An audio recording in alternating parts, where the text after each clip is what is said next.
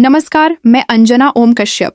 साथियों, यह मेरा एक नया चैनल है इंडिया रिपोर्ट हब, जिस पर मैं आपको पेंशन से जुड़ी खबरें देती हूँ। अगर अभी तक आपने इस चैनल को सब्सक्राइब नहीं किया है तो जल्दी से सब्सक्राइब कर लें। चलिए वीडियो शुरू करते हैं।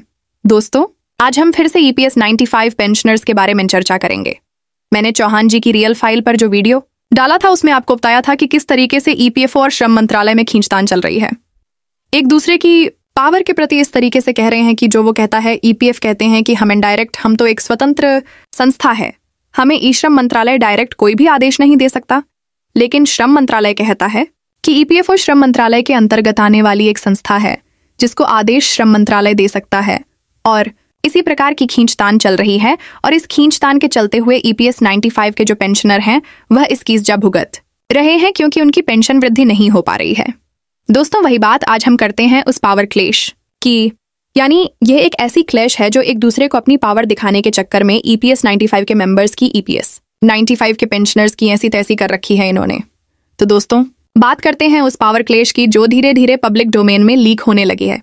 सूत्रों के मुताबिक 13 अक्टूबर की CBT मीटिंग से पहले कई ड्राफ्ट नोट सर्कुलेट किए गए थे और इन सभी ड्राफ्ट नोट में साफ साफ लिखा था कि EPFO को पेंशन फंड की स्थिरता पर पुनर्विचार करना होगा और श्रम मंत्रालय को अतिरिक्त बजट रिपोर्ट देना होगा। लेकिन जब यह मीटिंग में मुद्दा उठा तो माहौल एकदम से गर्म हो गया। कई बोर्ड सदस्यों ने कहा कि सरकार अगर चाहे तो पेंशन कल से ही बढ़ सकती है, यानी अब टकराव तकनीकी नहीं बल्कि राजनैतिक स्वरूप ले चुका है। EPFO का कहना है कि हमारे पास कॉर्पस पर्याप्त है, यानी जो फंड है वह हमारे पास पूरा है, पर्याप्त है। लेकिन अगर 7500+ DA लागू किया गया तो लॉन्ग टर्म स्टेबिलिटी खतरे में पड़ जाएगी, यानी लंबे समय तक के लिए EPFO इस कॉर्पस में से नहीं चला सकता। यह EPFO का कहना है और इसीलिए बजटीय प्रावधान करना जरूरी है। और श्रम मंत्रालय का कहना है कि हम किसी भी तरह पेंशनरों के हित में फैसला लेना चाहते हैं, इसके लिए फाइनेंशियल मॉडल वित्त मंत्रालय को तय करना होगा। अब देखिए सब, EPFO कहता है हमारे पास कॉर्पस है लेकिन हम लंबे समय तक इसको नहीं चला सकते। अगर आप 75-100 या 5000+ DA करते हैं तो हम लंबे समय तक इसको नहीं चला सकते। और श्रम मंत्रालय कहता है कि हम किसी भी तरह पेंशनरों के हित में फैसला लेना तो चाहते हैं, लेकिन जो फाइनेंशियल मॉडल है वो वित्त मंत्रालय को तय करना होगा, यानी पैसा वित्त मंत्रालय को देना होगा। यहीं से शुरू होती है पावर प्ले की कहानी। सूत्रों के मुताबिक एक बोर्ड मेंबर ने कहा था, आप पेंशनर के लिए पेंशनर से कह दीजिए कि सरकार सहानुभूति तो रखती है लेकिन हमारे पास बजट नहीं है। यानी सरकार सिनेफेटिक तो है, यानी सहानुभूति तो रखती है लेकिन हमारे पास बजट नहीं है। वह कह रहे हैं कि यह आप पब्लिक को कह दो, यानी जो पेंशनर है उनको आप बोल दो। इतना सुनते ही कर्मचारियों के जो प्रतिनिधि थे वह खड़े हो गए और बोले कि यह मीटिंग किस लिए है? फिर जब आपके पास आपने यही करना है, नीति तय ही नहीं करनी है, तो ये मीटिंग किस लिए बुला रहे हो? मत बुलाओ। जब आपको कोई नीति तय ही नहीं करनी है तो उम्मीद क्यों दी जाती है? उम्मीद भी मत दो ना पेंशनर्स को। कहते हैं कि इसके बाद मीटिंग में कुछ देर के लिए सन्नाटा छा गया था और यही सन्नाटा आज 78 लाख से ज्यादा पेंशनरों के घरों में भी गूंज रहा है। EPFO के आंकड़ों के अनुसार total active pensioner 78 lakh, 2 lakh average pensioner हैं और मंथली पेंशन 10/60, यानी EPFO के आंकड़ों के अनुसार total active pensioner 78.2 lakh average monthly pensioner हैं। 10,760 टोटल पेंशन आउटफ्लो लगभग 0 करोड़ प्रतिवर्ष है। देखिए कॉर्पस कितना है। कॉर्पस अभी भी EPFO के पास 84.75 लाख करोड़ के करोड़ है। यह आंकड़े मार्च 2024 के संसद भवन में श्रम एवं रोजगार मंत्रालय के ने जारी किए थे, यानी श्रीमती शोभा करंदलाजे जी ने यह संसद में पेश किया था। आंकड़ा की जो भी है, EPFO का जो सारे चीजें ये इन्होंने जारी किए थे कि टोटल पेंशनर जो है, एक्टिव पेंशनर 78.2 लाख है, एवरेज मंथली पेंशन 1760 है और टोटल पेंशन आउटफ्लो लगभग 2000 करोड़ प्रतिवर्ष है और कॉर्पस है वह 24.75 लाख करोड़ है। यह आंकड़े मार्च 2024 के संसद भवन में श्रीमती शोभा करंदलाजे श्रम एवं रोजगार राज्य मंत्री ने पेश किए थे। अब सवाल यह उठता है कि जब इतना बड़ा कॉर्पस है तो पेंशन बढ़ाने में इतनी दिक्कत क्यों है? तो इसके लिए EPFO का जवाब है कि कॉर्पस लंबे समय के लिए इन्वेस्टमेंट कर दिया गया है, यानी जो कॉर्पस है, जो कॉर्पस फंड है, उसको लॉन्ग टर्म इन्वेस्टमेंट कर दिया है और अगर इसे निकालते हैं तो निकालने में ये इनबैलेंस पैदा करेगा। लेकिन एक्सपर्ट का कहना है कि कॉर्पस फंड ही पेंशन की गारंटी होता है ना कि इन्वेस्टमेंट रिटर्न। सोचिए जरा, सरकार पैसा बचाने और कमाने के चक्कर में इंसानियत भूल गई है। क्या मिनिमम पेंशन है को लेकर EPFO का डर सही है कि यह डिले प्रैक्टिस है? मामला अगले साल तक खींचा जा रहा है।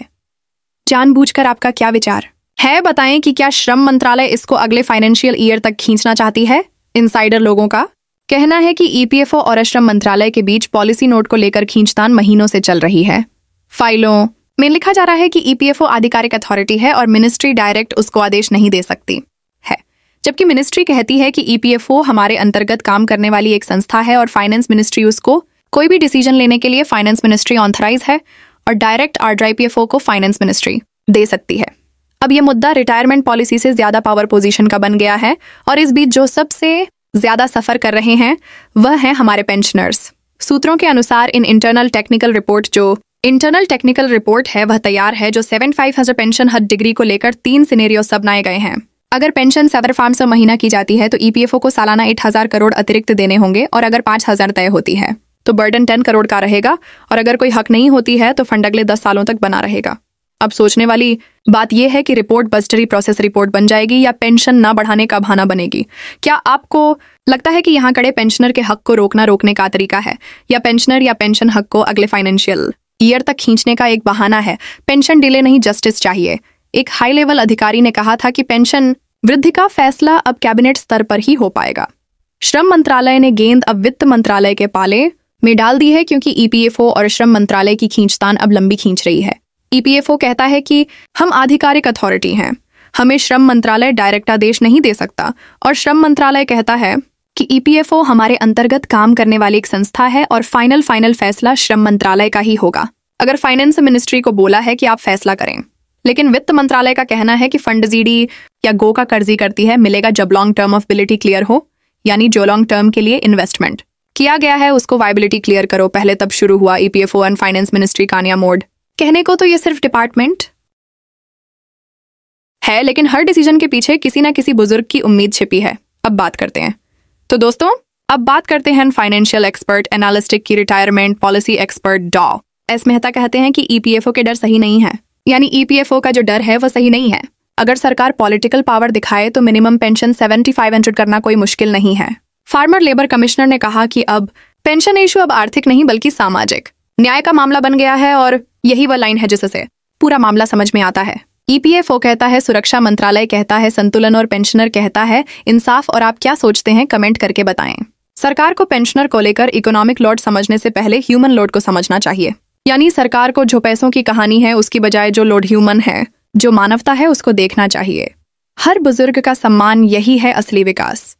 अगर आप हर बुजुर्ग का सम्मान करेंगे, उनको सम्मानजनक जीवन जीने में सहायता करेंगे तो यही है सबका विकास। असली विकास यही माना जाता है। अगर ईपीएफ और श्रम मंत्रालय पेंशन 17,500 प्रति माह करता है तो इससे बजट करीब 10,500 करोड़ का बढ़ जाएगा, लेकिन इससे लाखों परिवारों की परचेजिंग पावर भी तो बढ़ेगी। अब देखिए, सरकार एक ही तरफ सोच रही है कि हमारे पास ये जो वित्तीय फंड है, वित्तीय जो आंकड़े हैं वह बढ़ जाएंगे और वित्तीय बोझ बढ़ जाएगा, लेकिन एक तरफ दूसरी तरफ यह तो देखो कि जिनको आप अभी 1,000 दे रहे हैं वह सामान्य नहीं खरीद पा रहे हैं, लेकिन अगर आप 7500 प्लस डीए देंगे तो उनकी परचेसिंग पावर भी तो बढ़ेगी, तो इसका असर देश की इकोनॉमी पर भी तो पड़ेगा। यानी शॉर्ट टर्म में बर्डन जरूर आएगा, लेकिन लॉन्ग टर्म में बेनिफिट होगा ही होगा, क्योंकि परचेसिंग पावर बढ़ेगी, लोगों के पास पैसा आएगा तो लोग बाजार में खरीदारी बढ़ेगी और खरीदारी बढ़ेगी तो सरकार को टैक्स मिलेगा और जो टैक्स मिलेगा उससे सरकार की आमदनी होगी। तो ये चीज सरकार को सोचनी चाहिए। सरकार शॉर्ट टर्म बर्डन के कारण लॉन्ग टर्म गेन छोड़ देगी क्या? सोचिए जरा, क्या ये इकोनॉमिकल या पॉलिटिक्स? इकोनॉमिक्स है या पॉलिटिक्स है? तो ये था विश्लेषण ईपीएफओ वर्सेस श्रम मंत्रालय, जो अपने अपने पावर पोजीशन के चक्कर में पेंशनरों तथा लोग लॉन्ग टर्म देश की इकोनॉमी को नुकसान पहुंचा रहे हैं। कागजों में निर्णय तैयार है, लेकिन दस्तखत अब भी रुके हुए हैं। आखिर कौन झुकेगा ईपीएफओ का फाइनेंशियल लॉजिक या श्रम मंत्रालय का पॉलिटिकल कन्वर्शन? अब देखना है आने वाली सीबीटी मीटिंग में श्रम मंत्रालय और ईपीएफओ की खींचतान खत्म होती है या नहीं, पेंशन में वृद्धि होती है या नहीं, अब ये तो देखना है। अब अगर ये खींचतान चलती रही तो वित्त मंत्रालय को इसमें हस्तक्षेप करना चाहिए, और वित्त मंत्रालय को जब कॉर्पस है तो फंड की जब कमी नहीं है तो आपको ये पेंशन बढ़ाने में श्रम मंत्रालय और ईपीएफओ के बीच में वित्त मंत्रालय को पढ़ना ही चाहिए, और जो श्रमिक हैं, जो पेंशनर हैं, उनकी तरफ मानवता के नाते देखना चाहिए। तो मिलते हैं अगले वीडियो में दोस्तों। इससे आगे की अभी कहानी और भी है और खींचतान बहुत ज्यादा चल रही है। मैं रोज वहां जा रहा हूं और जो जाकर के जो चीज सुनने को मिलती है मैं आपको शेयर करता हूं अगली अभी, और आपके लिए अगले वीडियो में बताऊंगा, क्योंकि यह वीडियो बहुत ज्यादा लंबा हो जाएगा। तब तक के लिए नमस्कार, जय।